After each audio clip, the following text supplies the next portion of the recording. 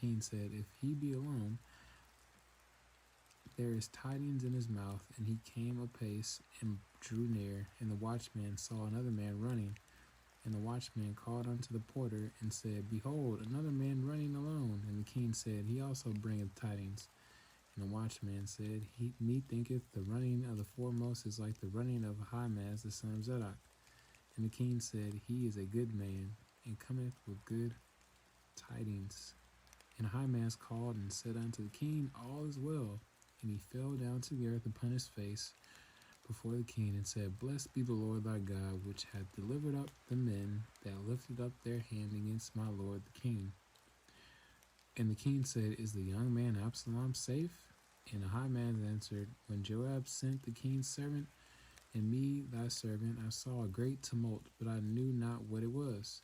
And the king said unto him, Turn aside and stand here. And he turned aside and stood still. And behold, Cushi came, and Cushi said, Tidings, my lord the king, for the Lord hath avenged thee this day of all them that rose up against thee. Highlight. And the king said unto Cushi, Is the young man Absalom safe? And Cushi answered, The enemies of my lord the king, and all that rise against thee to do thee hurt, be as that young man is. And the king was much moved, and went up to the chamber over the gate and wept. And as he went, thus he said, O my son Absalom, my son Absalom, would God I had died for thee. O Absalom, my son, my son. It's amazing how